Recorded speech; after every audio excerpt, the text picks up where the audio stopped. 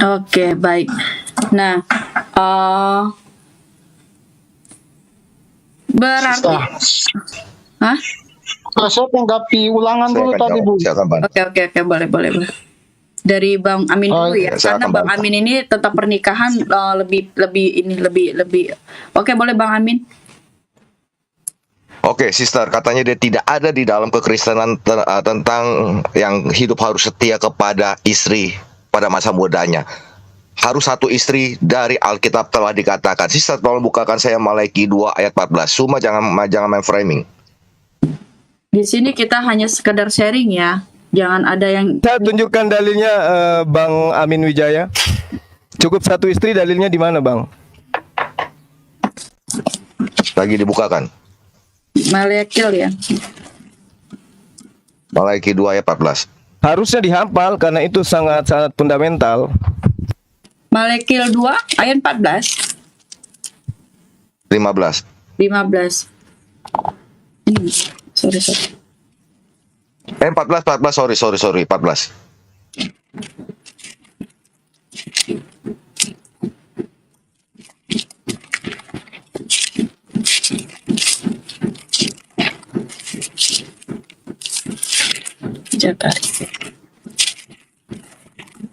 Malekil 2 ayat 14 ya. 14 ya, Bang ya? Iya, 14 dan 15 boleh. Oke. Dan kamu bertanya, oleh karena apa? Oleh sebab Tuhan telah menjadi saksi antara engkau dan istri masa mudamu, yang kepadanya engkau telah tidak setia. Padahal dialah teman sekutumu dan istri seperjuanganmu. Bukankah Allah yang Esa menjadikan mereka daging dan roh? Dan apakah yang dikehendaki kesatuan itu? Keturunan ilahi. Jadi jagalah dirimu dan janganlah orang tidak setia terhadap istri dari masa mudanya. Ya, di dalam Alkitab jelas tertulis, istri pada masa mudamu, artinya pada saat engkau itu menikah. Dan di situ Tuhan adalah sebagai saksi. Bukan istri pada masa tuamu, sesudah istri pertama, ada lagi kedua, ketiga, dan keempat. Terus, bentar ya sister ya, bentar. Apa yang dikatakan oleh Alkitab kalau Anda berpoligami? Ini mengenai Alkitab ya, mengenai kekristenan gitu. Oke, sister, saya minta tolong 2 Petrus 2. Petrus 2 ya.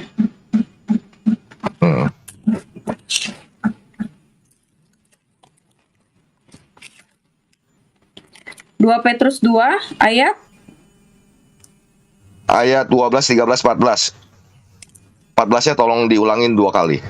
12, 13, 14 ya, Pak. Iya. Oke. 2 Petrus. Tetapi mereka itu sama dengan hewan yang tidak berakal, sama dengan binatang yang hanya dilahirkan untuk ditangkap dan dimusnahkan. Mereka menghujat apa yang tidak mereka ketahui, sehingga oleh perbuatan mereka yang jahat, mereka sendiri akan binasa seperti binatang liar, dan akan mengalami nasib yang buruk sebagai upah kejahatan mereka. Berfoya-foya pada siang hari, mereka anggap kenikmatan. Mereka adalah kotoran dan noda, yang mabuk dan hawa nafsu mereka kalau mereka duduk makan minum bersama-sama dengan kamu. Mata mereka penuh nafsu, jinah, dan mereka tidak pernah jemu berbuat dosa. Mereka memikat orang-orang yang lemah. Hati mereka telah terlatih dalam keserakahan. Mereka adalah orang-orang yang terkutuk.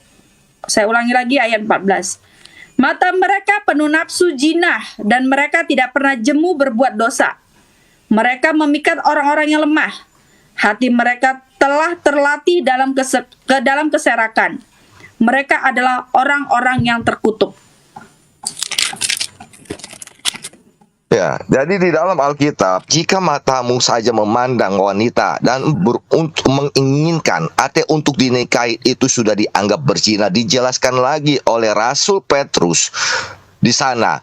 Jadi jangan engkau karena melihat wanita lalu dengan alasan ingin memuliakan wanita, ya kan, yang hatinya lemah karena ekonominya lemah, karena disakiti oleh mantannya, ataupun misalnya ya kan karena kehidupannya ingin banyak duit, hatinya lemah, lalu laki-laki itu memperdaya wanita tersebut. Di dalam Alkitab dituliskan apa, sister? Terkutuk, malah yang di atasnya lebih parah lagi, disebut hewan yang tidak berakal.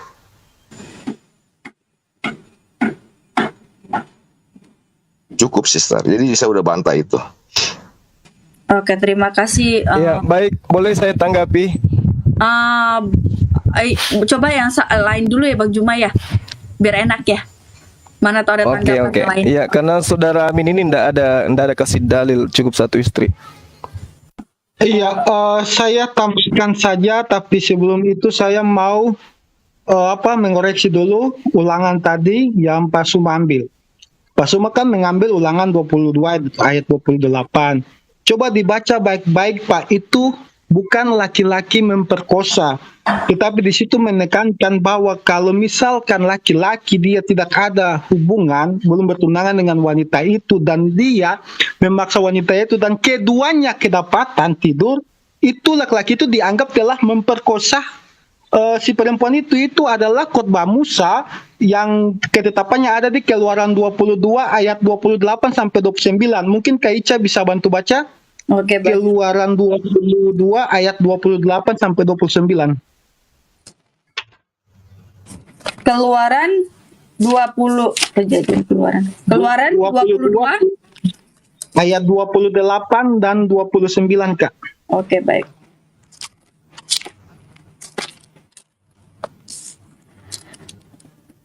Keluaran 22 ayat 28 sampai 29. Berbagai-bagai peraturan. Janganlah engkau mengutuki Allah, dan janganlah engkau menyumpahi seorang pemuka di tengah-tengah bangsamu. Itu ayat 28. 29.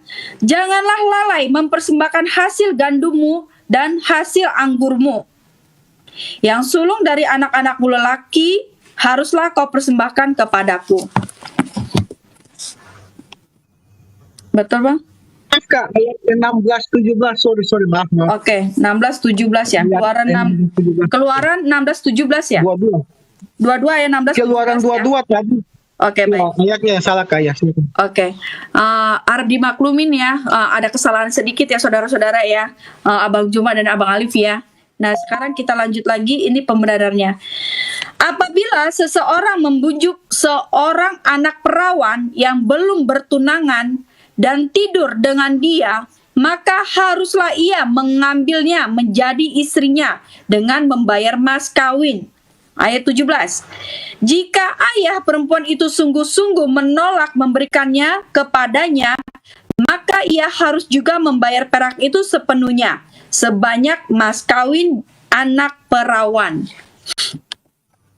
Ya, jadi begini Bang Suma, di situ kata membujuk.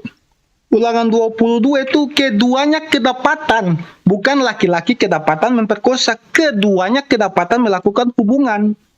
Jika memang di dalam tradisi Yahudi, kalau misalkan saya belum menikah dengan Pak Suma contoh wanita, lalu saya tidur dengan Bang Suma kedapatan, memang saya dianggap telah memperkosa Bang Suma.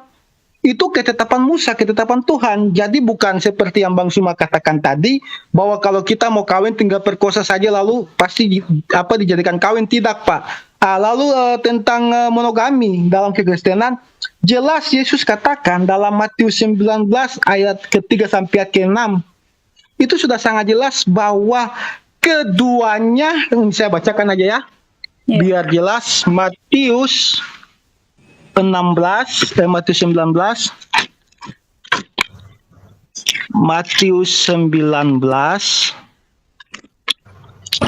ayat 3 sampai 6. Jadi bunyinya begini Pak. Ah, dari ayat ke-5 aja. Dan firman-Nya, sebab itu laki-laki akan meninggalkan ayah dan ibunya dan bersatu dengan istrinya, sehingga keduanya itu menjadi satu daging.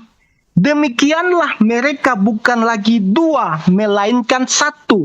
Karena itu apa yang telah dipersatukan Allah tidak boleh diceraikan oleh manusia. Jadi di situ ada narasinya keduanya menjadi satu, tidak ada ketiga atau keempat. Nah, karena dijelaskan di dalam 1 Timotius 3 ayat 2 juga, Paulus menjelaskan bahwa jemaat-jemaat itu harus suami dari satu istri, bukan suami dari 2 atau 3 istri. Penilik jemaat, diaken jemaat, artinya yang masuk dalam persekutuan Kristus. Paulus menegaskan lagi, dan Paulus mengatakan di 1 Timotius 3 itu bukan kata aku tapi kata Tuhan. Jadi mereka yang adalah jemaat, dari penilik jemaat sampai diaken itu haruslah suami dari satu istri. Demikian Pak. Oke. Bentar izin Mosa, tolong tambahkan lagi 1 Tesalonika, kamu yang lanjutin lagi 1 Tesalonika 4 ayat 3 dan 4. Oke. Lanjutin Mosa. 1 Tesalonika 4 ayat 3 dan 4. Kayaknya bisa bantu 1 Tesalonika 4 ayat 3 dan ke-4. Aku lupa soalnya ayat itu. Mungkin ada baiknya ditanggapi dulu biar kopiku tidak terlalu dingin. Oh, tar dulu Bang Ali. Ya udah. Maksudnya biar enak aja menjelaskan, nanti di bawah baru tanggapin. Jadi yang Bang Bozat, Bang Amin pada diem lagi kayak tadi gitu. Jadi kan enak. Biar tidak ada kebentrokan aja gitu. Nanti biar supaya lebih nyaman aja gitu penjelasannya. Kopinya bagi aku aja Bang Alif. Biar Jadi Liv, penjelasan narasumber dari Kristen dulu menjelaskan, baru kalian tanggapi nanti supaya berkorelasi diskusi kita siang hari ini. Jadi saya tambahkan sedikit itu host. Bentar Memang Pak John, Pak John yang tadi dulu Pak belum dibaca itu ayatnya. ayatnya di siapa mana? yang mau baca? 1 Tesalonika. 1 Tesalonika ya. 1 Tesalonika 4 ayat 4 dan 5. Mbak tutup Mbak. Mbak. Tutup Mbak. Ayat 3 dan 4. 1 Tesalonika 4 ayat 3 dan 4. Izin bentar ya Pak John ya, mohon maaf ya. Oke. 1 Tesalonika 4 ayat 4. Ayat 3 dan 4. Oke. Habis ini saya kasih lagi satu ayat lagi. Karena inilah kehendak Allah, pengudusanmu, yaitu supaya kamu menjauhi pencabulan, supaya kamu masing-masing mengambil seorang perempuan menjadi istrimu sendiri, dan hidup di dalam pengudusan dan penghormatan. Jadi dikatakan di ayat 3-nya apa? Di ayat 3-nya apa? Sister tolong yang keras lagi, di ayat 3-nya apa? Karena inilah kehendak Allah.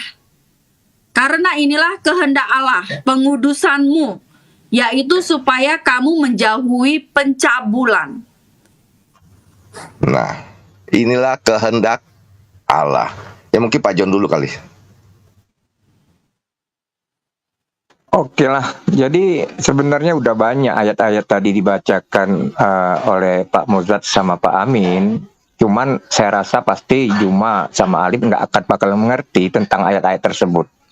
Jadi begini brother, pada dasarnya kalian itu akhirnya mengikuti kebiasaan daripada nabi-nabi sebelum kedatangan Tuhan Yesus ya. Jadi seperti nabi sebelumnya itu memang dibenarkan banyak melakukan poligami.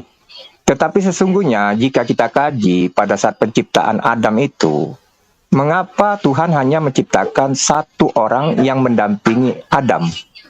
Mengapa Tuhan tidak menciptakan 4 atau 5? Mengapa Tuhan menciptakan satu orang? Nah, oleh karena itulah yang menjadi dasar kedatangan Tuhan ke dunia melalui Yesus Kristus ditegaskan bahwa apa yang telah dipersatukan oleh Tuhan itu tidak bisa dipisahkan oleh siapapun. Jadi kalau nama saya sudah dipersatukan dengan nama istri saya, maka itu tidak bisa dipersatukan dengan nama orang lain, baik nama saya kepada perempuan lain atau nama istri saya kepada laki-laki lain, tidak bisa. Jadi sudah ada ketetapan untuk hal itu. Jadi aku rasa pemahaman tentang poligami itu hanyalah mengikuti kebiasaan nabi-nabi sebelum Yesus datang turun ke dunia. Dan itu memang dibenarkan. Tapi setelah kedatangan Yesus, maka yang ada di dalam perjanjian lama itu telah digenapinya, maka dia menetapkan di dalam perjanjian baru untuk tetap mempersunting satu orang perempuan di dalam kehidupan kita. Apa yang telah dipersatukan Allah di dalam Yohanes 19 ayat 6 tidak dapat dipisahkan oleh siapapun. Berasa seperti itu yang bisa saya sampaikan. Oke, Bapak Mozart mau nambahin lagi sebelum kita kembali ke Pak Zuma dan Udah Bu, udah. oke, Udah cukup Bu. boleh ditanggapi Abang Alif atau Abang Juma? Ya, saya dulu mumpung jaringan saya agak bending. Apa dulu guru? Jadi gini, ya, yang saya minta cukup satu istri, bukan yang dipersatukan. Satu laki-laki bisa jadi dipersatukan dengan 100 wanita. Kalau hanya kata persatuan. Di dalam Ulangan 21 nomor 15 nomor 16, apabila seorang mempunyai 2 orang istri, yang seorang dicintai dan yang lainnya tidak dicintainya, dan mereka melahirkan anak-anak lelaki baginya, baik istri yang dicintai maupun istri yang tidak dicintai, dan anak sulung adalah dari istri yang tidak dicintai, dan seterusnya. Ini data bahwa Tuhan di dalam kitabnya orang Yahudi tidak melarang poligami. Lantas siapa teman-teman Kristen ini? Siapa teman-teman Kristen yang bikin aturan main sendiri ini? Sedangkan Yesus itu berasal dari keturunan dari istri ketiganya Daud. Lalu siapa kalian yang seakan-akan wah poligami itu adalah sesuatu yang buruk? Tapi faktanya Anda menikmati. Anda punya Tuhan dari hasil poligami. Kitab Daniel, kitab Pengkhotbah, itu semua adalah kitab yang ditulis oleh anak dari hasil poligami. Kalian nikmatin. Berarti poligami itu mendatangkan kebaikan. Bahkan poligami itu mendatangkan Tuhan bagi Anda. Jadi jangan munafik dalam hal ini gitu ya. Kalau berbicara mengenai poligami, tadi saya sudah menguraikan. Di awal saya sudah menguraikan, poligami itu adalah satu keadaan yang tidak diproduksi oleh Islam. Itu adalah keadaan yang sudah ada jauh sebelumnya. Nah, terkait dengan cara Anda menutupi apa yang terkait dalam kitabnya orang Yahudi. Di dalam ulangan yang saya katakan tadi, ulangan 22, Anda katakan itu tidak memaksa, tidak memperkosa. Utepasa dalam bahasa Ibrani itu pemerkosaan. Jadi jelas ketika ada wanita yang diperkosa oleh laki-laki yang memperkosa, maka laki-laki itu wajib hukumnya menikahi wanita yang diperkosanya. Kalau di Islam tidak begitu. Mereka akan dihukum. Bahkan kalau dihukum Islam itu mereka dirajam. Ini tidak. Coba Anda teliti lagi. Apabila seorang bertemu dengan seorang gadis yang masih perawan dan belum bertunangan, memaksa. Kata memaksa ini jelas adalah pemerkosaan. Pemaksaan itu namanya pemerkosaan, Bang. Ya, itu Anda harus belajar original teks supaya Anda paham apa yang dimaksud dengan kata utefasa. Utefasa itu pemaksaan atau pemerkosaan. Ya, ini kita tidak bisa pungkiri. Gadis itu terpaksa tidur dengan laki-laki yang memperkosanya. Coba Anda baca di dalam nomor 29. Maka haruslah laki-laki yang sudah tidur dengan gadis itu memberikan 50 shikal perak kepada ayahnya, dan gadis itu haruslah menjadi istrinya, sebab laki-laki itu telah memperkosa dia. Tapi kemudian ada yang akan mengatakan, oh itu sudah tidak berlaku lagi Bang Suma. Kenapa? Karena itu adalah perjanjian lama, sudah digenapi. Kalau itu alasannya, maka wajarlah sekarang kalau dunia barat hidupnya seperti itu. Kenapa? Karena tidak ada lagi aturan perjanjian lama yang mereka gunakan. Sekarang suka-suka mereka membuat aturan. Nah, ini penyakit. Kalau saya katakan ini penyakit. Jadi kembali saya katakan, hanya di Islamlah ada perintah cukup satu istri.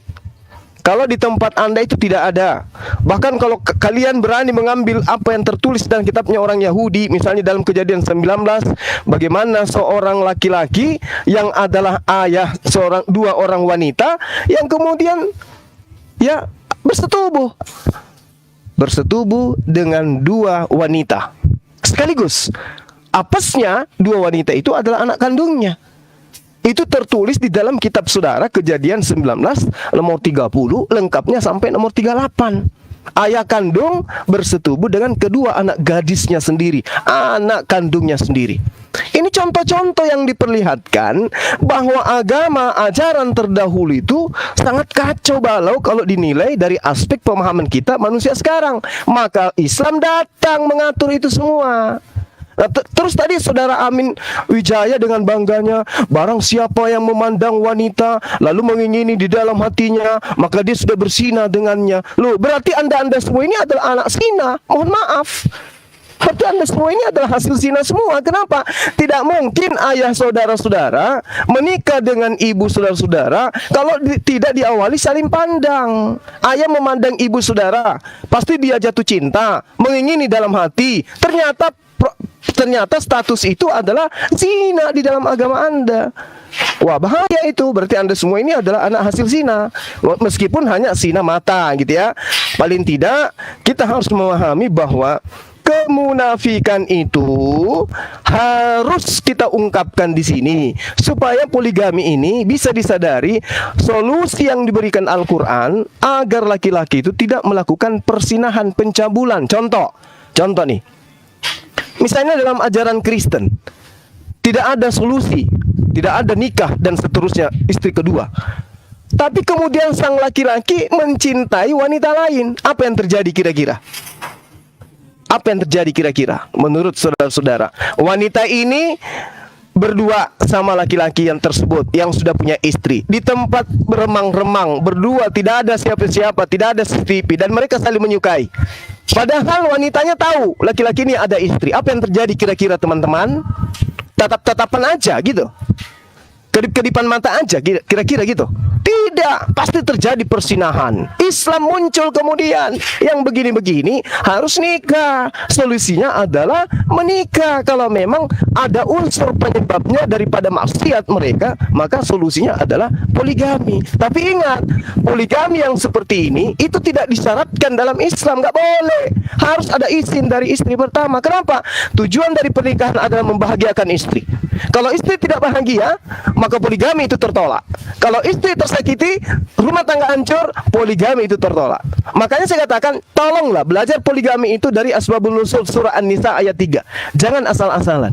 Nah, sekarang kalau Kristen dihadapkan dengan perkara itu, istrinya sakit-sakitan, istrinya sudah tua, kemudian dia mencintai wanita lain, dan itu manusiawi. Jangan munafik. Jangan munafik.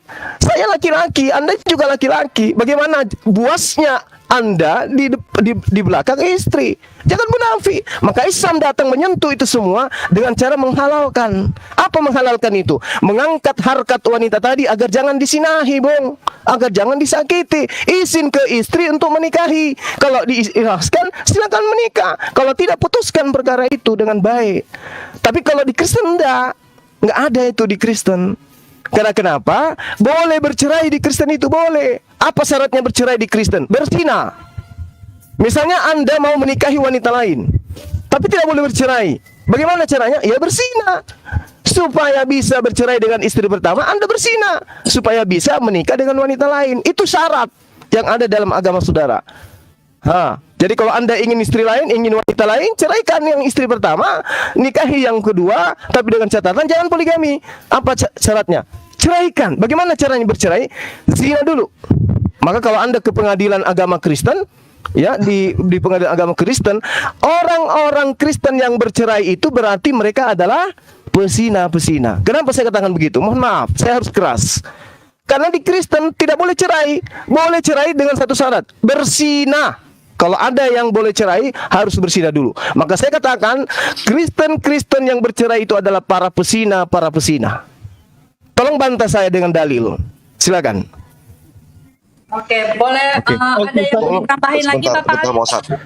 Ya, Betul, saya Bapak sedikit. Amin. Bapak Amin sedikit. Wijaya, bentar Bapak, supaya kita lebih nyaman, supaya Bapak Alif dulu kita bertanya, nanya-tanyakan dulu. Apakah ingin ditambahkan lagi, Bapak Alif? Oke, baik. Ya, terima kasih. Saya sedikit. Ya, memang kita sekarang, terima kasih Gurunda, kita langsung masuk ke materi bagaimana tertulis di kitab masing-masing. Tadi pun sudah ditegaskan bahwa tidak ada aturan membatasi dalam pernikahan. Namun, yang saya baca pun di kitab kawan-kawan boleh juga nanti disanggah, justru memberikan aturan bagaimana ketika dia punya istri lebih dari satu. Itu yang saya baca, bukan tentang membatasi berapa istri. Karena jelas sekali Yesus berkata tidak menghilangkan satu iota pun dari hukum Taurat. Itu kan jelas. Artinya hukum Taurat itu berlaku, dan di dalam hukum Taurat itu jelas sekali banyak bagaimana aturan ketika ya dia dalam berumah tangga itu lebih dari satu istri. Banyak sekali aturannya di situ. Contoh misal di Ulangan 21:15, di situ menjelaskan tentang bagaimana dia punya dua istri dan bagaimana dia mengatur dalam masalah pembagian harta waris. Ada aturannya, bukan tentang membatasi. Artinya, ketika kita membahas dari antara kedua keyakinan, maka kita ambil rujukan dari kitab kita masing-masing yang dimana di situ ada aturan. Ada aturannya. Atau contoh di Keluaran 21:10 juga di situ dikatakan jika tuannya itu mengambil perempuan lain, ia tidak boleh mengurangi makanan perempuan itu, pakaiannya dan persetubuhan dengan dia. Nah, ini kan aturan ketika dia punya istri lebih dari satu. Tuhanmu memberikan aturan, bukan tentang membatasinya. Nah, artinya ketika kita membahas dari segi sumber ya, aturan yang ada di kedua keyakinan kita, maka memang kita harus siap terima aturan-aturan itu. Di dalam Islam tadi sudah ditegaskan, fa in khiftum ala ta'dilu fawahidah. Jika kamu memang tidak sanggup untuk berlaku adil, maka cukup satu istri saja. Karena apa? Ada aturan yang ketat di dalamnya dalam hal poligami. Kan gitu ya. Boleh juga kawan-kawan Kristen nanti kalau memang keberatan bahwa ada aturan di dalam kitab Anda, terutama di kitab Keluaran, juga di Ulangan, ya, itu dijelaskan apabila seorang mempunyai dua orang istri, yang seorang dicintai dan yang lain tidak dicintainya, dan mereka melahirkan anak-anak lelaki baginya, bagi istri yang dicintai maupun istri yang tidak dicintai, dan anak sulung adalah dari istri yang tidak dicintai, maka pada waktu ia membagi warisan harta kepunyaannya kepada anak-anaknya, tidaklah boleh ia memberikan bagian anak sulung kepada anak dari istri yang dicintai, merugikan anak dari istri yang tidak dicintai, yang adalah anak sulung. Tetapi ia harus mengakui anak yang sulung, dan seterusnya dan seterusnya. Aturannya diberikan, artinya ada kebolehan karena Tuhan menurunkan sebuah aturan. Baik, itu aja yang saya tambahkan. Terima kasih. Oke, terima kasih Bapak Alif dan Bang Alif ya, sama Bang Juma ya. Oke, sekarang kita bertanya lagi ke Mbak Amin, Pak Mozart, dan Bapak John. Adakah yang bisa disampaikan Bapak Amin? Terima Oke, kasih. saya izin dulu. Suma dari tadi mengatakan, tampilkan ayatnya. Jangan munafik. Saya balikan kata-katanya ke Anda. Anda jangan munafik. Apakah Anda ketika berbicara, ketika membantah, itu ada ayat-ayatnya. Seperti harus dapat izin satu istri. Ayatnya mana? Anda tidak pernah menampilkan ayat-ayat dalam Al-Quran ketika Anda berbicara. Anda munafik. Saya katakan dengan jelas, karena Anda sudah framing, Anda memakai kata munafik. Saya balikan kata-kata tersebut ke Anda, Zuma. Anda munafik, Anda berbicara, menjelaskan, tetapi tidak memakai ayat-ayat di dalam Al-Quran. Sementara saya dari tadi, Mozart dari tadi, memakai ayat-ayat di dalam Alkitab. Jangan jadi manusia munafik, itu dilarang di dalam agama Islam. Jangan menjadi munafikun. Suma gitu. Jadi jangan memframing seperti di Matius 19 yang tadi katakan, boleh kalian ini, tapi harus cerai dulu, harus zina dulu, baru kalian bisa kawin lagi. Sedangkan di Matius 19 ayat 8 dan 9 dijelaskan, kata Yesus kepada mereka, karena ketegaran hatimu Musa mengizinkan kamu menceraikan istrimu, tetapi sejak semula tidak demikian. Karena ketegaran hati manusianya itu, Musa mengizinkan, tetapi tidak demikian, kata Tuhan Yesus. Ayat 9-nya, tetapi aku berkata kepadamu, barang siapa menceraikan istrinya kecuali karena zina, lalu kawin lagi dengan perempuan lain, ia berbuat zina. Nggak bisa. Dan banyak lagi ayat-ayat tersebut. Jadi jangan framing karena ketegaran hatimu. Karena ketegaran hatimu. Yang menceraikan istrinya itu telah dianggap berzina. Menceraikan aja dianggap berzina, apalagi menceraikan lalu kawin lagi, itu berzina. Jadi jangan munafik. Dan yang tadi saya bilang, mana ayat harus izin istri? Kita ingat semua, buka YouTube Ustadz Abdul Somad ceramah. Kalau saya ada di sini, misalnya di luar negeri, saya sudah punya 4 istri, saya pengen nikah lagi, harus nikahi, harus ada atas izin istri, nggak perlu katanya. Caranya bagaimana? Ceraikan 1, nikahin. Ada yang lagi, ceraikan 1, nikahin. Itu Ustadz Abdul Somad ceramah loh, Suma. Kamu mau bantah Ustadz Abdul Somad? Tidak perlu izin istri. Sekarang coba bawakan di dalam ayat Al-Quran, seperti Anda katakan, harus ada ayatnya di mana? Anda bantah saya, keluarkan ayat di dalam Al-Quran harus seizin istri.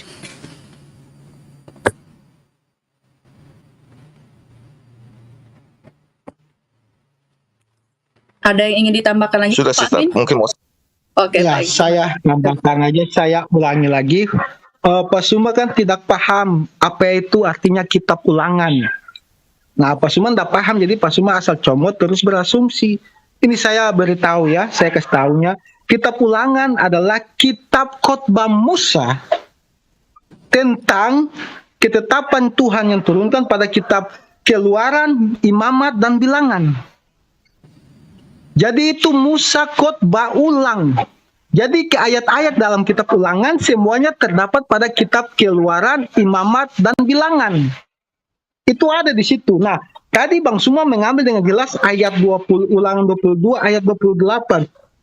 Kan sudah dikatakan, dia memaksa perempuan itu tidur dan keduanya kedapatan. Bukan lelakinya kedapatan meniduri perempuan. Keduanya kedapatan. Jadi itu keduanya sama-sama mau. Nah, karena keduanya kedapatan, laki-laki itu dicap telah memperkosa si wanita itu sehingga dia harus mengawini. Karena tidak boleh ada perzinahan. Tidak boleh laki-laki itu lalu asal-asal enak-enak lalu habis terus buang aja perempuan itu. Tidak boleh. Ketetapan Tuhan sangat jelas. Dan itu adalah khotbah Musa yang dia kutip dari Keluaran 22 ayat 28 dan 29. Jelas itu laki-laki itu membujuk. Jadi misalkan begini Pak Zuma, saya kasih contoh biar nalar Anda bisa tangkap.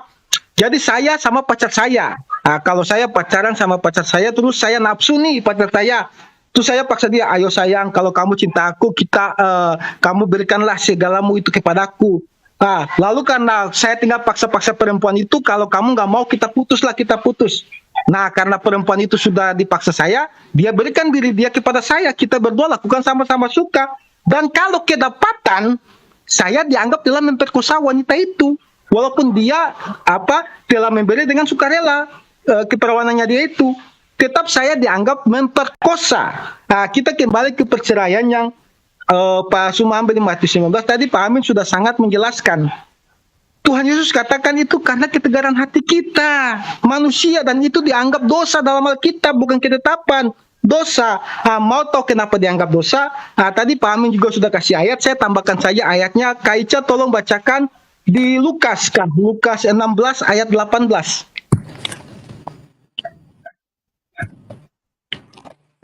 Lukas 16 Ayat 18 Kak. Oke, Lukas 16 ayat 18 ya, Pak. Ayat 18. Oke. Lukas 16 ayat 18. Setiap orang yang menceraikan istrinya lalu kawin dengan perempuan lain itu berbuat zina. Dan barang siapa kawin dengan perempuan yang diceraikan suaminya, ia berbuat zina. Jelas Pak, berbuat zina. Mau saya menceraikan istri saya dengan alasan apapun, saya telah berbuat zina, dan orang yang nanti kawin dengan saya selanjutnya pun dianggap berbuat zina. Tadi Pak Amin juga sudah kutip perjanjian lama di Malaki 2 ayat 16 sangat jelas, Tuhan benci perceraian. Itu ayatnya jelas, jadi Pak Suma tidak usah berasumsi bahwa boleh bercerai. Ayatnya jelas, Malaki 2 ayat 16, Tuhan benci perceraian.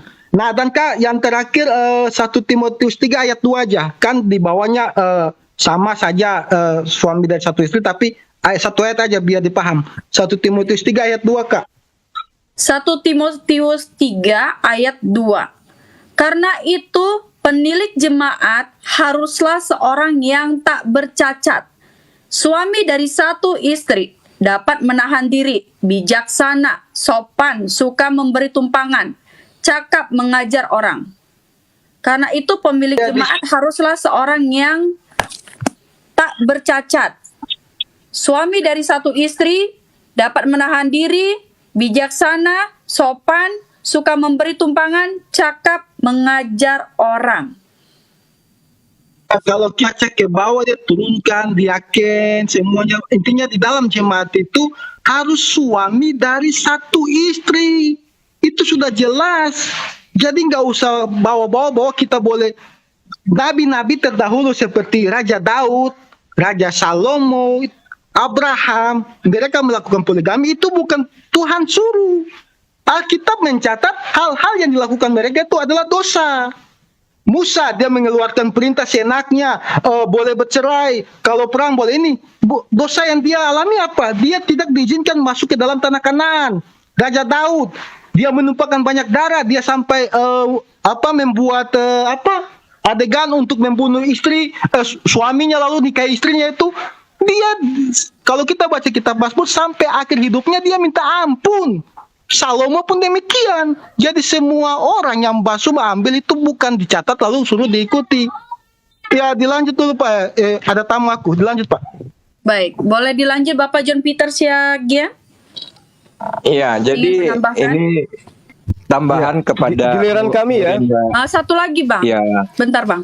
Ya bentar ya, Juma sabar ya. Bentar ya Bang ya. Sabar. Jadi untuk Juma sama Alif, kan kalian tahu kami ini pengikut Yesus. Jadi kami ini memakai perjanjian baru sebagai pedoman keyakinan kami. Jadi yang kalian bawa itu kan narasi di dalam perjanjian lama, kitab-kitab di dalam perjanjian lama. Nah, jadi kami tidak memandang hal itu sebagai suatu hal yang gimana ya saya bilangkan, karena keyakinan kalian itu bukannya mengikuti ajaran Yesus, kalian itu berkiblat kembali kepada ajaran sebelum Yesus datang. Maka kalian itu membenarkan poligami, padahal kedatangan Yesus itu ke dunia itu untuk meluruskan ajaran yang telah salah dilakukan oleh nabi-nabi sebelumnya. Jadi kedatangan dia itu mempertegas. Di ayat Matius 19 ayat 6 tadi udah dikatakan bahwa seorang laki-laki itu akan meninggalkan ibunya dan dia akan bersatu dengan seorang perempuan. Jadi kalimat yang tertulis di sana jelas apa yang telah dipersatukan. Jadi bukan apa yang telah diperduakan atau dipertigakan atau diperempatkan. Dipersatukan.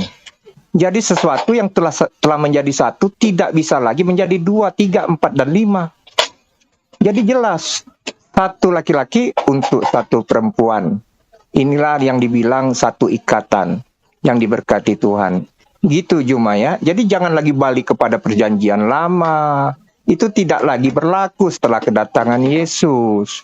Ya, apa yang dikatakan Yesus inilah yang kita ikuti sekarang. Oke, kurang lebih seperti itu ya. Sudah ya. Bisa dipahami ya. Baik, kita lanjut kembali ke Bang Zuma dan Bang Alif ya. Boleh silakan Bang Zuma. Terima kasih. Baik, makasih ya. Jadi inilah Kristen ya, teman-teman. Yesus difitnah kemudian untuk menghapus semua aturan Tuhan di dalam kitabnya Nabi Musa. Sementara Yesus mengatakan di dalam kitab saudara Lukas 16 nomor 17, lebih mudah langit dan bumi lenyap daripada setitik dari hukum Musa itu batal.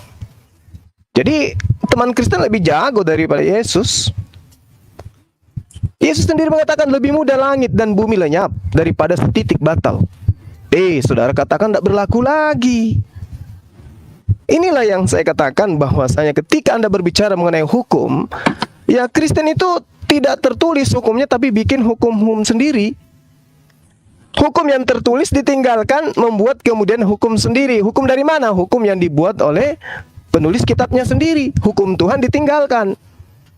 Ya, tadi kembali kepada saudara Amin Wijaya mengatakan tidak boleh kalau tanpa izin istri. Bung, kalau ada orang menikah tanpa izin istri pertama, berarti dia nikah siri. Nikah siri dalam Islam itu nggak boleh. Rasulullah Muhammad SAW menyampaikan melalui Abu Musa radhiyallahu an, beliau mengatakan tidak sah suatu pernikahan tanpa seorang wali. Sementara wali ini wajib hukumnya kemudian tanpa uzur harus orang tua daripada wanita. Rasulullah Muhammad SAW bersabda, diriwayatkan oleh istrinya sendiri Siti Aisyah, beliau mengatakan wanita manapun yang menikah tanpa mendapati izin dari walinya maka pernikahannya batil. Pernikahannya itu batil, artinya tidak sah. Lalu kemudian Abu Hurairah meriwayatkan sebuah hadis bahwasanya Rasulullah Muhammad SAW bersabda, seorang wanita tidak boleh menikahkan wanita lainnya. Seorang wanita juga tidak berhak menikahkan dirinya sendiri, sebab sesungguhnya wanita pesina itu adalah seorang muslim yang menikahkan dirinya sendiri. Artinya tidak ada izin dari orang tua, dari wali. Nah, berbicara mengenai wali, seorang laki-laki ini harus punya izin. Orang tua mana yang kemudian orang tuanya, anaknya, orang tua mana yang mau memberikan anaknya menjadi istri secara sembunyi-sembunyi dari suami istrinya orang. Ini laki-laki sedeng yang terjadi kalau ada kayak begitu. Jadi saya katakan kepada saudara, menikah poligami itu, tujuan menikah dalam Islam itu adalah membuat istri ini bahagia. Apa dalilnya? Al-Quran menjelaskan, ya ayyuhalladzina amanu la yahillu lakum antarithun nisa karha. Itu jelas tuh. Wahai orang-orang yang beriman, tidak halal bagi kamu mewarisi perempuan dengan jalan paksa, dan janganlah kamu menyusahkan mereka karena hendak mengambil kembali sebagian dari apa yang telah kamu berikan kepadanya. Jadi tidak boleh. Wanita itu harus dibahagiakan, Bung. Karena dia harus dibahagiakan, maka seorang laki-laki tidak boleh kemudian melakukan pernikahan tanpa seizin istri. Kalau ada laki-laki yang menikah dengan tanpa seizin istrinya, berarti dia telah mencederai wanita tersebut, dan itu tidak boleh di dalam Islam. Tadi saya sudah bacakan dalilnya kepada saudara. Lalu kemudian di dalam Islam terkait dengan poligami, sekali lagi saya katakan, itu bukan ajaran baru. Islam datang mengatur, bukan Islam itu membawa sebuah konsep baru. Poligami yang saya katakan tadi, itu sudah dipercontohkan oleh nabi-nabi terdahulu. Saya sudah gambarkan kepada saudara bahwa Yesus itu berasal dari keturunan istri ketiganya Daud. Anda gak bisa bantah itu. Rasulullah Muhammad SAW di dalam hadis Ibnu Majah yang disahihkan kemudian oleh Syekh Albani di dalam kitab As-Sahihah, di situ Rasulullah mengatakan begini, sebaik-baiknya kalian adalah yang terbaik bagi istrinya, dan aku adalah orang yang terbaik di antara kalian terhadap istriku.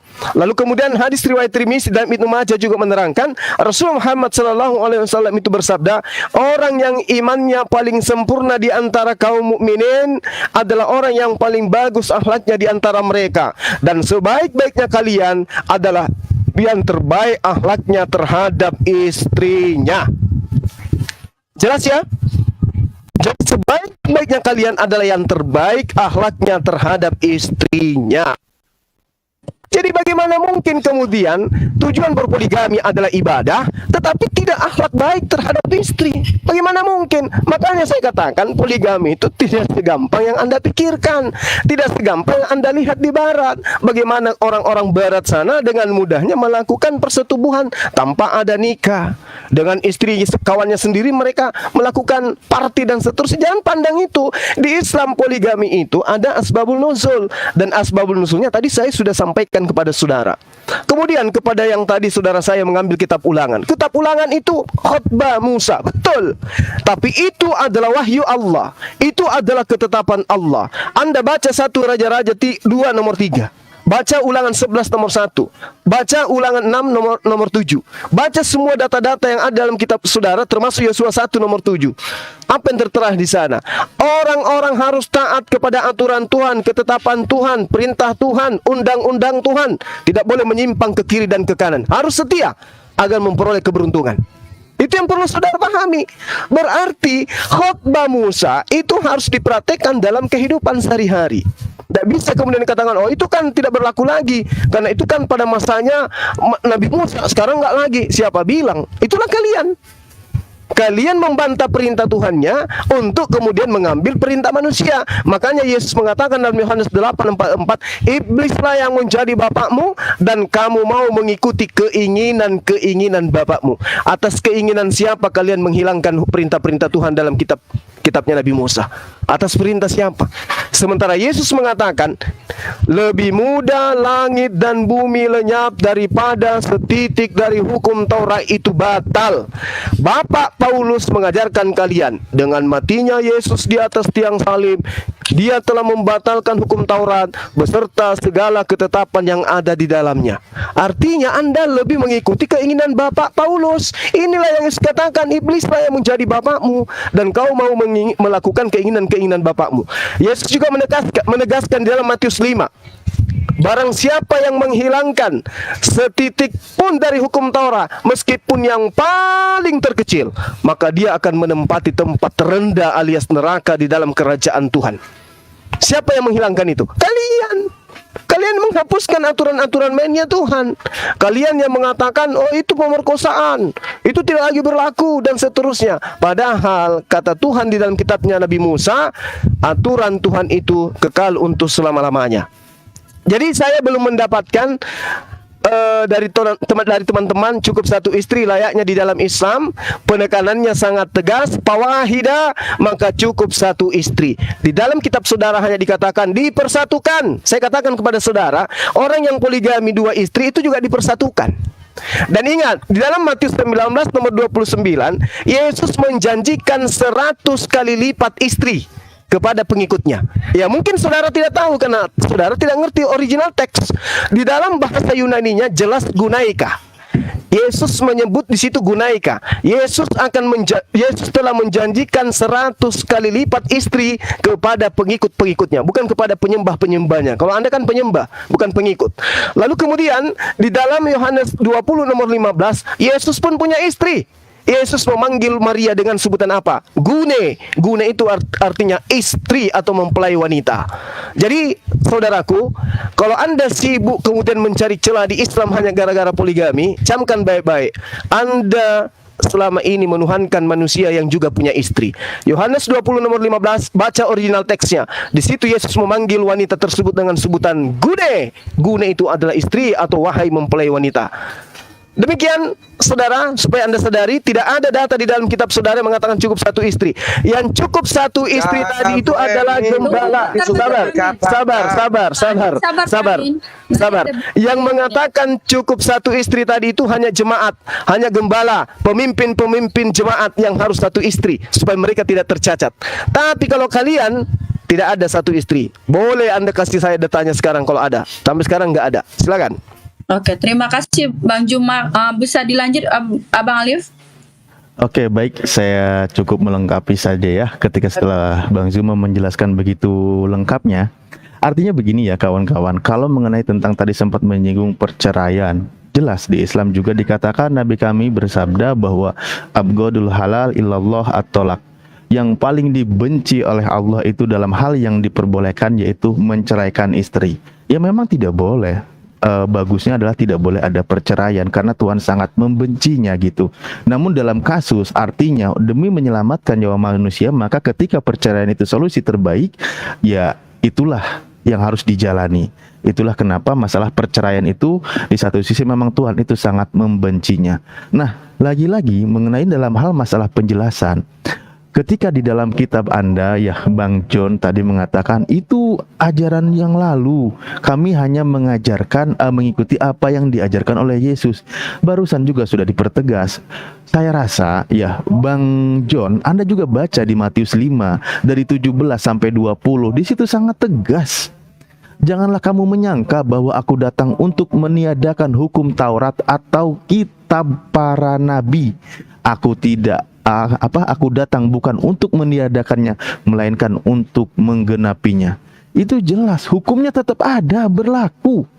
Makanya di situ, di kitab Anda, di kitab-kitab terdahulu tidak ada larangan poligami. Tidak ada larangan berarti Tuhan mengizinkan, membolehkan. Kenapa Tuhan membolehkan? Karena Tuhan memberikan aturan bagaimana dalam hal berpoligami.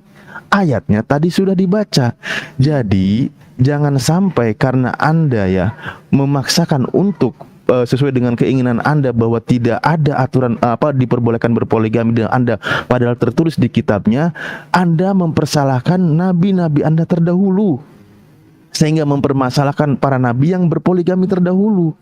Lagi-lagi tadi sudah ditegaskan bahwa Islam itu hadir bukan mengenalkan poligami, tetapi memang mengatur bagaimana dalam hal berpoligami. Karena poligami sudah ada dari zaman terdahulu dan para nabi-nabi terdahulu.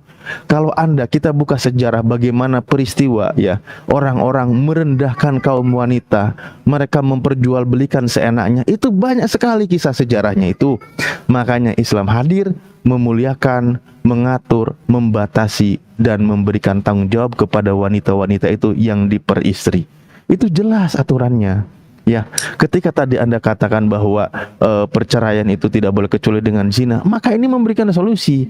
Ketika seseorang tidak ingin lagi mencintai istrinya, maka dia berzina, akan terjadi perceraian.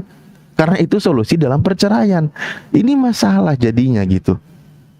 Oke, saya tidak akan lama. Tadi Bang Juma sudah begitu lengkap menjelaskan. Silahkan tanggapan dari pihak Kristen. Memang solusi dalam berpoligami itu ada di kitab Anda. Itu tertulis, itu firman Tuhan. Jangan kau sangkal, jangan kau bantah. Gitu loh, Bang John. Oke, Gimana baik. sih? Nanti minta tolong Bang Alif, kan tadi Bang Alif ada berstatement itu ada di Alkitabnya ya, ada berpoligami ya. Oh iya, tadi sudah saya bacakan. Apa perlu saya baca lagi? Boleh, biar lebih ini Bang. Di dalam kitab apa ya Bang ya? Maaf. Pertama begini, kita baca ulangan 21:15. Boleh juga di situ Mbak Ica bacakan, Mbak Ica yang bacakan. Iya. Juga ada di Keluaran 21:10. Keluaran 1 ayat 10 ya. 21 ayat 10 ya. Keluaran 21 ayat 10. Oke. Terima kasih. Sekarang kita lanjut lagi untuk Bang Amin dan Bang Mojat ya. Bapak Amin, Bapak Mojat dan Bapak John. Oke, boleh dimulai Bapak Amin? Silakan. Ya oke. Seperti tadi saya mengatakan, dia selalu meminta ayat Alkitab, tetapi ketika meminta balik, mana ayat Al-Quran yang harus minta izin istri? Surah berapa, keberapa, tidak disebutkan. Hanya nyerocos doang. Ingat, ketika Anda meminta kepada pihak Kristen, Anda jangan jadi manusia munafik. Anda harus bisa menampilkan, ini loh surahnya ini, harus ini tertera dengan jelas. Kamu harus mendapatkan izin dari istri. Surah berapa, ayat berapa, harus mendapat persetujuan dari istri. Sedangkan narasi yang dia bawakan jelas-jelas dari perkataannya saja semua mendengar, itu bukan minta persetujuan dari istri. Itu sangat jelas, sangat jelas. Dari dia perkatakan. Sedangkan di dalam ayat Alkitab sudah dijelaskan, pada istri pada masa mudamu. Banyak nabi yang telah beristri, kata Alif juga. Nabi siapa yang telah banyak beristri, yang mempunyai istri? Coba sebutkan yang diizinkan. Sebagai contoh, di dalam Alkitab Abraham mempunyai satu istri, Sarah. Tetapi karena Saranya ini tidak mau mendengar kata Tuhan, tidak mau percaya janji-janji Tuhan, lalu disodorkanlah Hagar. Agar mempunyai keturunan. Ya, hanya ada di dalam Alkitab yang namanya istrinya keduanya Abraham, itu ada bernama Hagar yang melahirkan Ismail. Dengan jelas dituliskan bahwa Hagar adalah ibu dari Ismail yang di dalam Al-Qur'an. Mohon maaf, kenapa tidak ada tertulis siapakah nama ibunya Nabi Ismail? Siapakah nama istrinya Abraham? Padahal ibunya ini penting loh. Kok tidak ditulis? Di Alkitab tertulis. Tetapi apa yang terjadi ketika Sarah meminta kepada Abraham untuk mengusir Hagar, diizinkan. Akhirnya apa? Abraham tetap hidup bersama Sarah sampai Sarah itu meninggal, baru Abraham menikah lagi dengan bernama Kentura. Begitu juga ketika Raja Daud mempunyai banyak istri, datanglah Nabi untuk menegur akibat perbuatan Raja Daud, bergabung dan kerajaannya terpecah. Begitu juga tentang Raja Salomo yang mempunyai banyak gundik, banyak istri. Akhirnya apa? Matinya pun di kuil berhala. Banyak konsekuensi yang harus dihadapi ketika mempunyai banyak istri di dalam kekristenan itu. Makanya di dalam perjanjian lama sudah ditegaskan Adam dan Hawa, bukan Adam dan Hawa. Nggak ada itu, Adam dan Hawa. Yang selanjutnya yang saya mau katakan, bahkan di dalam perjanjian lama, Israel diibaratkan suatu bangsa yang hidupnya telah berjinat dan tidak setia kepada satu istrinya. Artinya bangsa Israel itu menyembah Allah-Allah yang lain, bukan Allah yang dikenal pada zamannya Nabi Musa. Aku adalah aku. Israel condong kepada Allah-Allah lain. Dibilangnya apa? Israel telah berzina, dia tidak setia. Diibaratkan tentang penyembahan kepada Allah-Allah lain, diibaratkan itu hubungan terhadap suami dan istri yang tidak setia kepada pasangannya yang satu itu. Itu di dalam Alkitab jelas. Yang saya mau bantah lagi, Yesus datang untuk menggenapi hukum Taurat. Artinya, kalau Yesus tidak datang, apakah hukum Taurat itu tergenapi? Namanya aku datang untuk menggenapi. Artinya apa? Ketika sudah menggenapi, artinya telah apa, sister? Datang untuk menggenapi, artinya semua telah genap. Telah genap semuanya. Termasuk ketika hubungan pribadi kita dengan Tuhan itu terputus, lalu diadakan korban. Harus membakar kurban.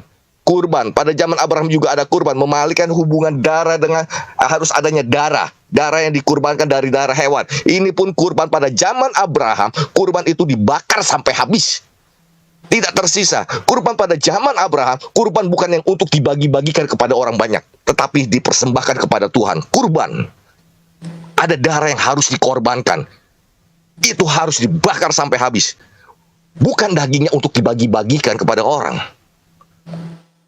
Itu sangat jelas. Jadi Yesus datang untuk menggenapi dengan darahnya sendiri. Kalau Yesus bilang sudah digenapi, artinya sudah datang untuk menggenapi, artinya hukum Taurat itu sudah genap. Sister, tolong bacakan Lukas 16 ayat 16. Saya bantah berdua ini, si Suma sama si Alif. Lukas, sampai kapankah hukum Taurat itu berlaku? Hukum Lukas 16 ayat 16. Lukas 16 ayat 16. Lukas 16 ayat 16. Hukum Taurat dan kitab para nabi berlaku sampai kepada zaman Yohanes. Dan sejak waktu itu kerajaan Allah diberitakan dan setiap orang menggagahinya, berebut memasukinya. Betul Bang Amin? Jadi Yesus datang untuk menggenapi ya. Artinya sudah genap, apalagi ketika di kayu salib itu sudah digenapi, ada darah memulihkan hubungan manusia dengan Tuhan. Ada darah. Hukum Taurat itu berlaku sampai zaman Yohanes. Itu terbantah dengan ayat. Sudah terbantah dengan ayat, ya. Tadi saya sudah jelas, mungkin Mozart mau teruskan, mau tambahkan gitu. Dan saya minta ayatnya di dalam Al-Quran, menikah harus ada izin daripada istri. Ayatnya di mana? Oke, di jadi sini Bapak berbicara, ketika Anda meminta, bentar, ketika berbicara, harus ada ayat, ya, di dalam kekristenan. Tetapi Anda tidak pernah menampilkan ayat dari kias mana Anda munafik. Thank you, sister. Silakan, Mozart. Oke, di sini Bapak Amin meminta ayatnya ya, ya Bapak Juma dan Bapak Alif ya. Oke, kita lanjut Bapak Mozart, bisa ditambahkan? Iya, saya tambahkan sedikit aja. Jadi memang ketika Pak Suma menarasikan bahwa seluruh kitab Ulangan adalah ketetapan Tuhan, itu berarti saya dengan yakin bisa mengatakan bahwa Pak Suma tidak tahu apa-apa tentang Alkitab. Saya kasih contoh, Ulangan 34 ayat 7. Di situ ditulis Musa mati. Pertanyaan saya hanya sedikit simpel, logika aja. Apakah orang mati bisa menulis kitab bahwa dia lagi mati? Dan apakah orang mati itu juga merupakan ketetapan Tuhan? Kan tidak. Jadi tadi Pak Suma ambil kitab Ulangan ini saya kasih biar Anda belajar. Kitab Ulangan adalah memang betul kitab khotbah Musa yang dikanonisasi oleh Yosua. Lanjutannya ada di kitab Yosua. Itu biar Anda paham. Anda tidak tahu apa-apa tentang ketetapan Tuhan. Ketetapan Tuhan dalam perjanjian lama itu jelas terdapat pada Keluaran dan Imamat. Kalau dalam bilangan itu tentang cara peribadatan, itu sudah sangat jelas. Tidak ada di luar itu yang merupakan ketetapan Tuhan dalam Taurat. Dalam Kejadian, kitab Taurat pertama, itu bukan ketetapan Tuhan, tapi itu menceritakan tentang apa? Pertama kali Tuhan menciptakan langit dan bumi, pertama kali manusia jatuh ke dalam dosa, apa yang dilakukan sampai zaman Musa. Itu bukan ketetapan Tuhan, itu ada kejadian-kejadian. Jadi kalau Anda mengatakan bahwa 5 kitab Musa adalah ketetapan Tuhan, berarti Anda minim ilmu dalam Alkitab. Itu saya dengan tegas. Dan yang kedua, Anda mengatakan gone, bahasa Yunani artinya istri, tidak usah membodoh-bodohi dayang-dayang Anda di bawah yang memang tidak tahu apa-apa, Pak. Gone bahasa Yunani itu bisa diterjemahkan dalam bahasa Indonesia itu perempuan, ibu, dan istri.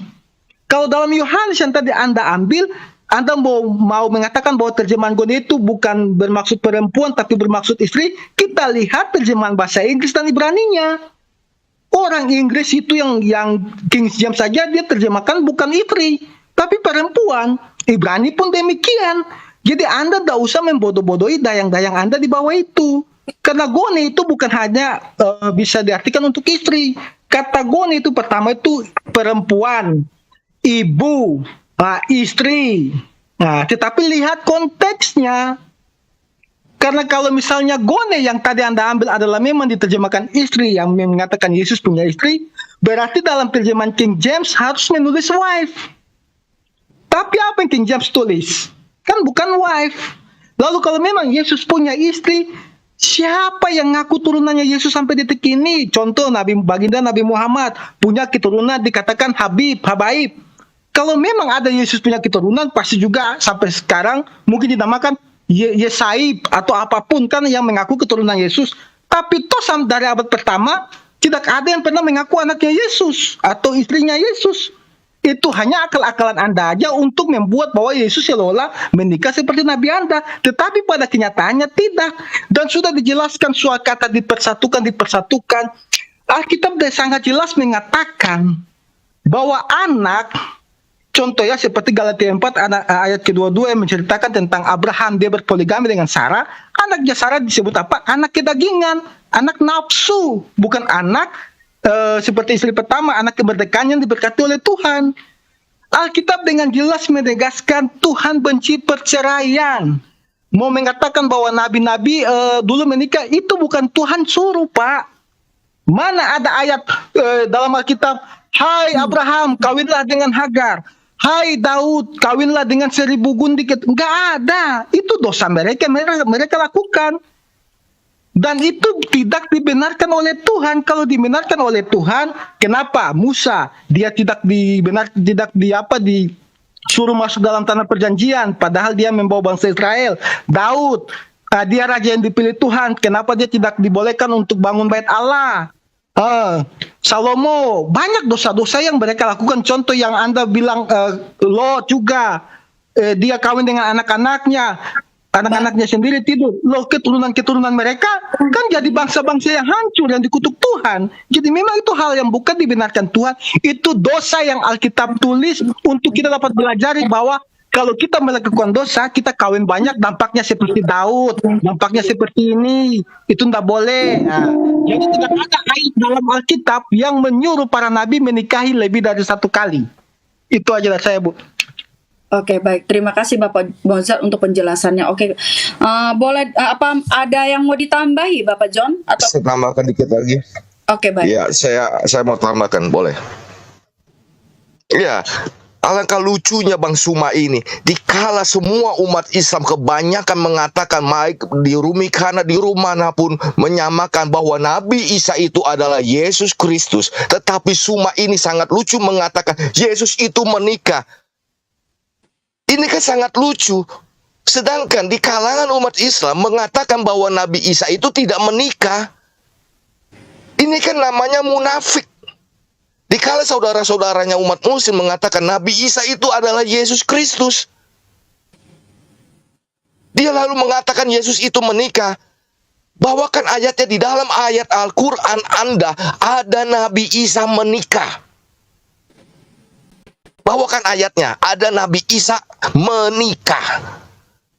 Jadi jangan membawakan narasi-narasi atau framing-framing yang enggak-enggak. Dan juga di dalam Alkitab menjanjikan 100 istri. Dalam Alkitab yang saya pegang El-Ali, tidak ada dijanjikan 100 istri di sana.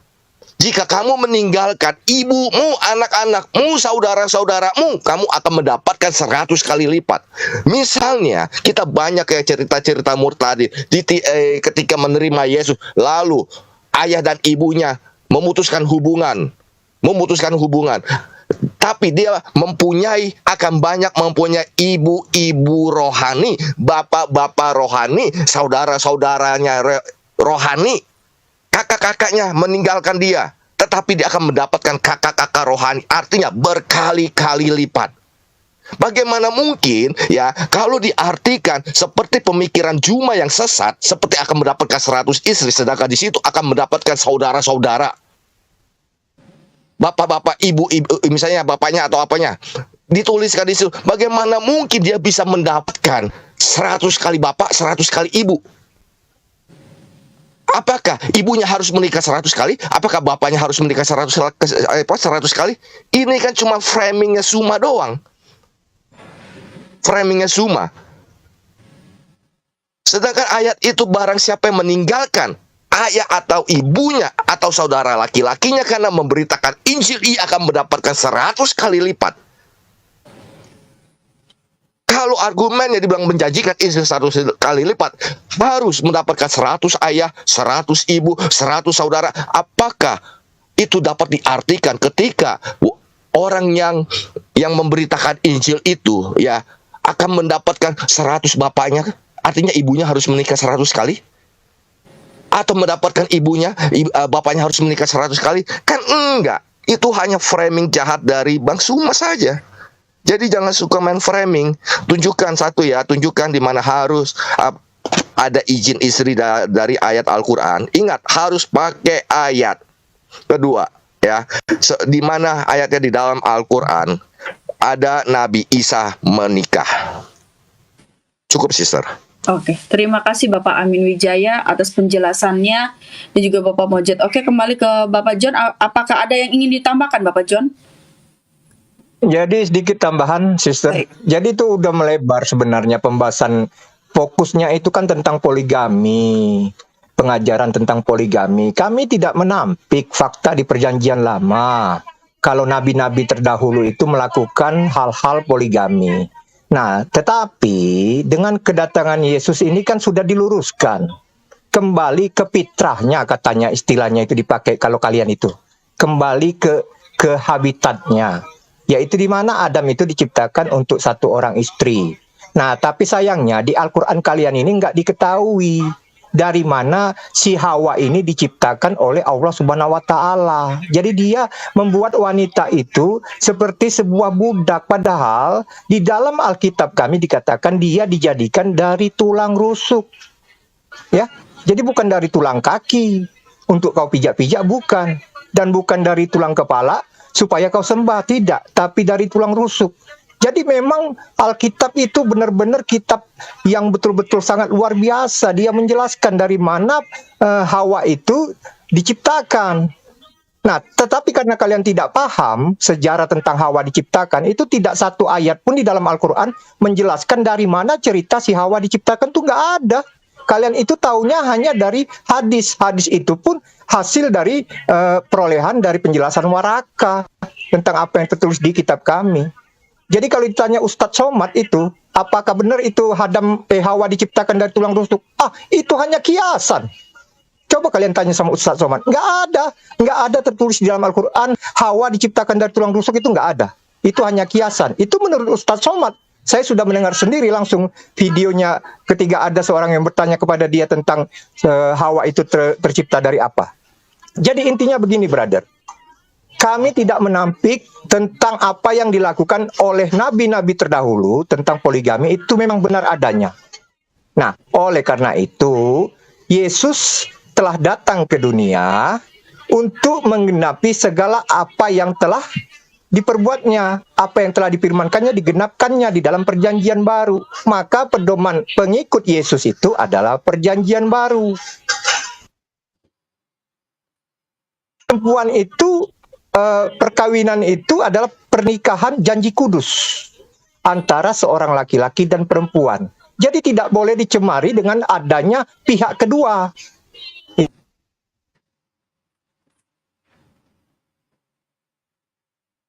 Oke, suaranya Ya. di sini. Oke, suaranya lagi Laki dan putus-putus, satu Bapak. perempuan, maka itu dibatalkan. Oke.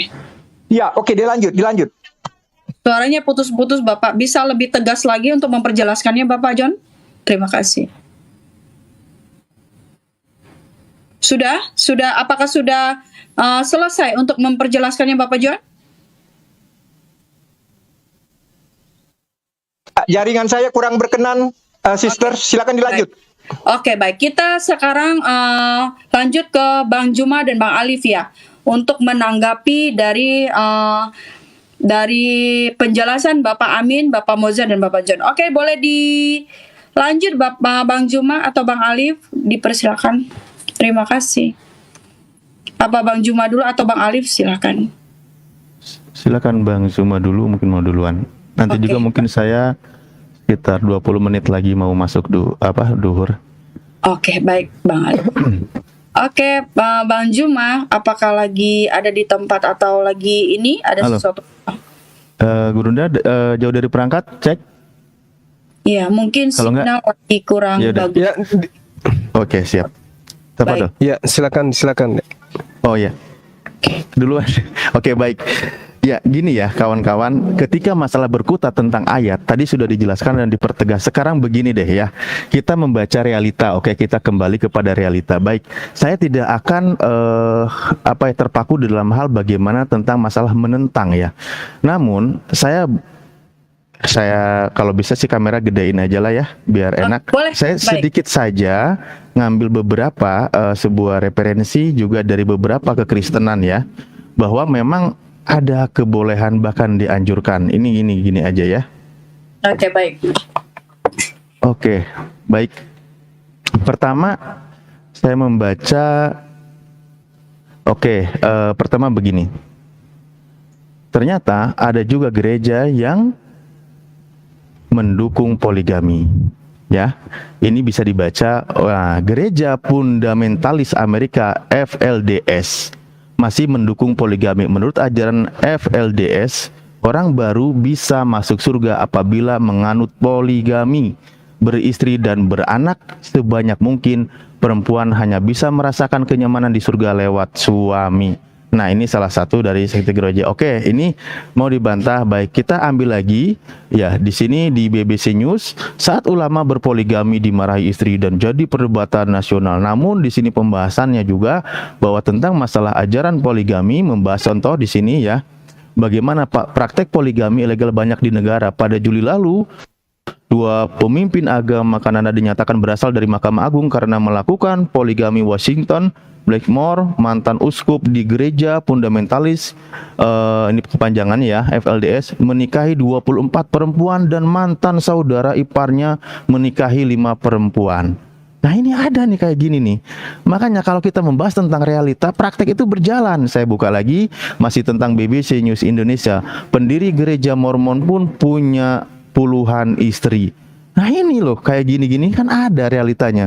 Kenapa? Ada di kitab sucinya. Nih, gereja Mormon mengaku untuk pertama kali bahwa sang pendiri Joseph Smith memiliki istri banyak. Dalam dalam Asia yang diterbitkan di situs mereka, Gereja Mormon mengatakan perkiraan kasar jumlah istri Smith berkisar antara 30 sampai 40, termasuk perempuan yang berusia 14 tahun dan wanita lain yang telah menikah. Nah, ini kan dibahas lagi nih tentang masalah praktek-praktek poligami yang ada. Lalu juga kita lihat lagi nih. Ini jawaban ini juga yang punya gini ya. Ini malah menarik di sini. Ini jawaban.com. Seruan bagi gereja agar mau terima pria Kristen yang berpoligami. Siapa di sini? Budi Marpaung, official writer. Di sini jelas nih. Di sini malah dianjurkan ini. Disuruh karena memang suatu kondisi, saya baca ya. Meski Kristen mempromosikan pernikahan hanya 1 kali seumur hidup, tetapi sejumlah pendeta Protestan dan imam Katolik di Lahore, Pakistan baru-baru ini mendesak pemimpin-pemimpin gereja agar mau untuk bersikap longgar terhadap pria Kristen berpoligami. Adapun alasan para kaum agamawan tersebut yakni supaya para pria Kristen yang memiliki istri lebih dari 1 itu mau datang ke gereja. Nah, ini kami harus memperluas pelayanan pastoral kepada keluarga-keluarga yang telah jatuh. Gereja-gereja di barat kosong karena sikap mereka terkait poligami. Berdasarkan hukum kanonik, hal yang sama saya baca ya, cuman ngikutin kamera agak susah. Hal yang sama bisa terjadi di sini jika kami tidak memperhatikan dengan penuh belas kasih, ujar Pastor Morris Jalal dari Keuskupan Agung Lahore. Banyak ini sampai panjang sampai selesai ya. Intinya justru di sini banyak sekali malah sebuah anjuran tuh. Kita baca judulnya aja ya, biar nggak kepanjangan. Boleh juga kawan, ini situsnya jawaban.kristen.com. Ya, di sini bagaimana tentang kekristenan dan justru malah seruan bagi gereja agar mau terima pria Kristen yang berpoligami. Artinya melakukan praktek poligami itu ada di Anda dan ada yang dianjurkan. Malah tadi sekte-sekte lain itu menganjurkan loh. Oke, lalu mengenai masalah gunaika, saya buka juga ya, saya sedikit tanggapi. Oh ya, ini dulu maaf permintaan Pak Amin ya mengenai pernikahan, tidak menyebut pernama mengenai para nabi, tetapi di sini ayatnya adalah walaqad arsalna rasulan min qablika wa ja'alna lahum azwajan waduriyatan. Para nabi itu menikah. Itu ayatnya, tidak menyebut pernama, tetapi para nabi itu menikah. Dan ada juga di ayat-ayat lain dijelaskan.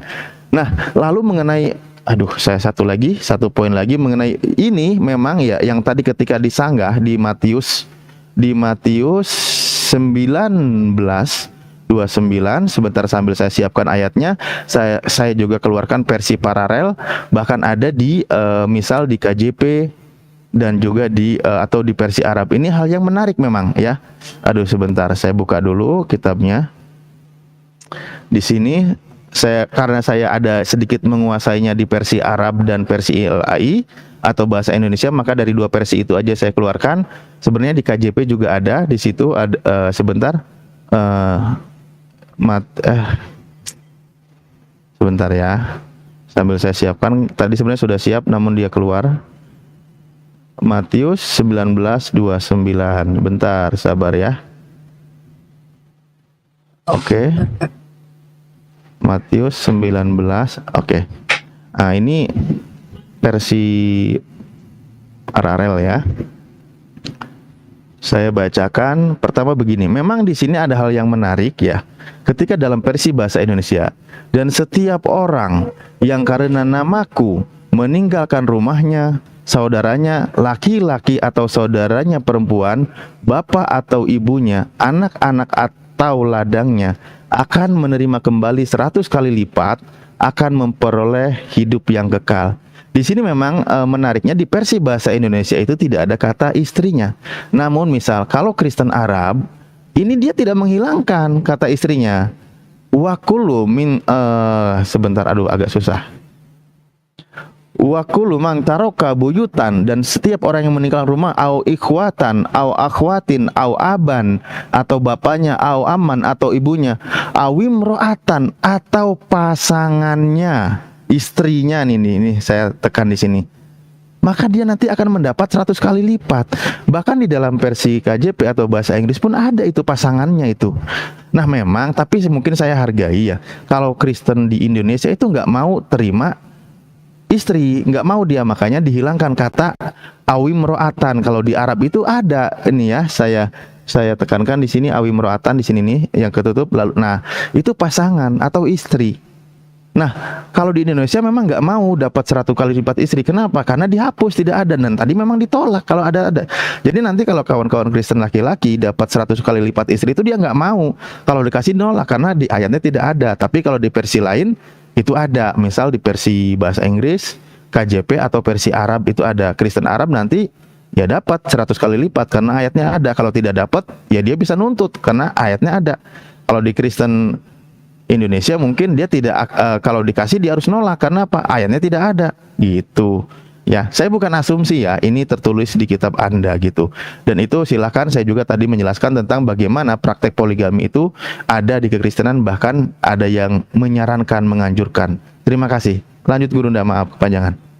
Oke, terima kasih Bapak Alif untuk penjelasannya. Oke, kembali Bang Cuma.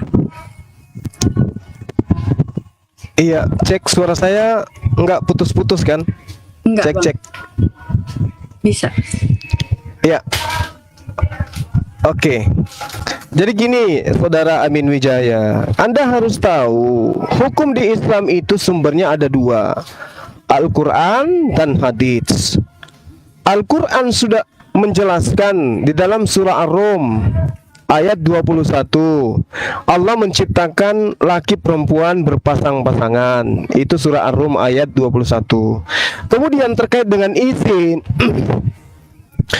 jelas sekali dalam hadis riwayat Tirmizi dan juga Ibnu Majah, orang yang imannya paling sempurna di antara kaum mukminin adalah orang yang paling baik akhlaknya. Dan sebaik-baiknya kalian, yang paling baik akhlaknya adalah yang baik akhlaknya terhadap istrinya. Berarti kalau dikatakan izin itu wajib hukumnya. Kenapa? Karena yang paling baik akhlaknya di antara kalian adalah yang paling baik akhlaknya terhadap istri. Apakah dikatakan baik akhlaknya ketika ada suami nikah sembunyi-sembunyi? Tidak baik. Dituntut berakhlak baik kepada istrinya. Oleh karena itulah kemudian harus izin. Kalau tidak izin, Pak Amin Jaya, maka jatuhnya kepada apa? Kepada nikah siri. Nah, kalau jatuh kepada nikah siri, Islam pun itu tidak membolehkan. Tidak sah satu pernikahan tanpa seorang wali. Itu sudah saya jelaskan di awal. Ya, sudah saya jelaskan di awal. Nikah siri menurut hukum negara itu tidak boleh. Nikah siri menurut Islam juga itu tidak boleh. Terkecuali ada unsur-unsur sendiri. Ya, ada unsur yang tidak bisa kemudian ditinggalkan, harus terjadi. Maka itu boleh. Kenapa? Poligami itu tidak diharamkan, tetapi juga tidak dihancurkan. Hanya solusi. Satu hal yang perlu saudara pahami ya. Harta di atas muka bumi ini yang paling berharga nilainya itu adalah wanita, Bung. Jangan munafik. Ya, jangan munafik. Harta yang paling berharga, harta yang paling mahal, harta yang paling kita sukai di atas muka bumi itu adalah wanita. Layaknya harta, laki-laki mana yang nggak mau dikasih harta? Layaknya berlian, laki-laki mana yang nggak mau dikasih berlian? Layaknya uang, laki-laki mana yang nggak mau dikasih duit? Laki-laki mana yang tidak mau dikasih wanita? Allah sudah menciptakan, Tuhan telah menciptakan, dan Islam memberikan solusi. Untuk memperolehnya harus adil. Ada syarat sah tertentu yang harus dipenuhi. Sementara di agama Anda nggak ada. Justru kalau saya tanya kepada Amin Wijaya ini, saya tanya secara mendetail, harus jelas. Tunjukkan di dalam kitab saudara syarat sah nikah di dalam agama Anda. Anda sampai satu hari sebelum kiamat tidak akan mungkin mampu menunjukkan syarat sah nikah dalam kitab saudara. Itu nggak ada. Nggak akan ada Anda temukan itu. Ya, yang ada itu yang tadi yang saya katakan, memperkosa. Kalau ada wanita yang kita ingini, tapi kemudian kita mau dia menjadi istri kita, ya diperkosa. Meskipun tadi saudara Mozart melilit-lilit lidahnya, mau lari kemanapun dia pergi, jelas di situ